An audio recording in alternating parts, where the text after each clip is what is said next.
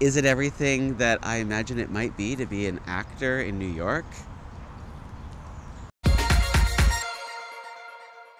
Hey, it's Josh, and I'm here with my friend Ravi. Hey guys. In a park in New York City, because for this hotel hangout, we're not staying at a hotel, we're staying at his place. And he's a real live actor in New York, which is like the dream. So I got a lot of questions for you because I want to become one too.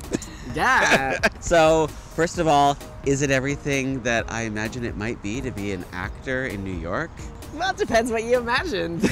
I mean, it's an amazing experience being able to do 8 shows a week and have that be my only job. Yeah. You know, most actors have survival jobs, and most survival jobs consist of like 35 survival jobs. So getting the chance to be able to tell a story 8 shows a week and have that be your only job is like, the gods. So once you're in it, once you got the gig, the first gig, then do they come pretty easily? Or like, how hard is it to keep getting more? It's pretty hard. I mean, it depends. Like, there are some actors that go from show to show.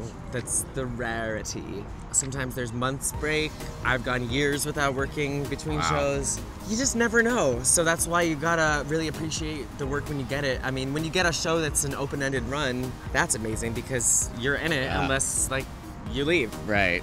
Or they replace you. Screw up, yeah.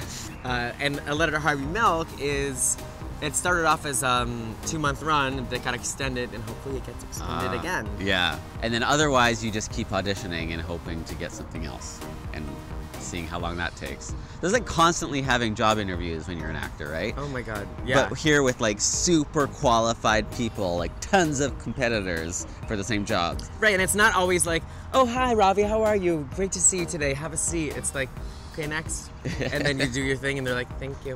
Right.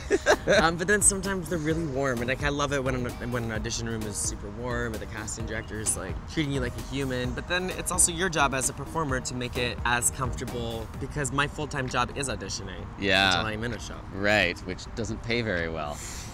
And you gotta be like a triple threat or a quadruple threat, right? Like you gotta sing and dance and act and do the whole shebang. And play the in saxophone New York. and be and juggle and be a ventriloquist and like professional dog walker, drive a stick shift. I mean, like, I don't do the dancing thing. I can like move. Okay. Like I'm dancing like the club. I mean, I feel like everybody's got to have one weakness in there. Like you can't be amazing at all 3, can you? Or maybe in New York you can. Yeah, you can in New York, and that's people that do go from show right. to show.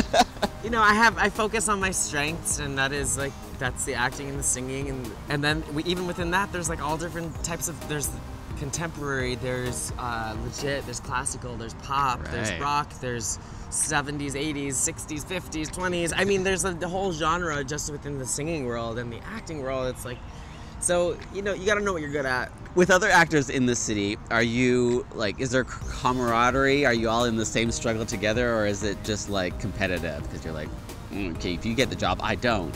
And there's few jobs. It's a really small industry. We all know each other. But there's times that I go into auditions and I'm like, really? Oh, it's so good to see you. But it's like, I know one of us are gonna get it. Yeah. You know? And only one. It's like if you get a call back, it's great, but there is no prize for second place in this. No, but you know what? I'm learning as I'm aging. You gotta celebrate the small victories along the way too. So you have no control over anything in this industry other than being a good person and the amount of preparation that you can do. Yeah. So if you go in and kill it, there's so many things out of your hands. It could be like, oh, you know what? We're actually not gonna go with someone that looks like Ravi. Oh, we're gonna go with a blonde guy or a black guy, or let's change that role to a girl, or let's give it to somebody from LA, or my nephew really wants to do this show. I mean, there's so many things that are outside of my control. Yeah. That I have to celebrate the small victories along the way. Callbacks mean it's going on the right track. Yeah, you're doing something right. But it's a tough business. But like I said, like when you're working, like I am working, and I actually have to go because I am in the show today. That's right. I cover 3 of the roles, which is also it's like an honor, and it's a difficulty, and it's an ego killer at times and an ego booster at times. You know. But I'm going on today for one of the roles, and I have to go shave. Okay, well, thanks for your tips. I think I'm ready to be a huge star in New York. You know what? When you come see Letter to Harvey Milk, stick around, and then you might be able to be in an off-Broadway show yourself. Ooh! Okay, well, thank you for your tips, and go break a leg tonight. Yeah. Bye. Bye. And remember, if you go to campcamp.com and use discount code Josh Reimer, you can save $100 on the registration fee at America's premier summer camp for LGBT adults. So I hope you'll do that and join me there. Bye.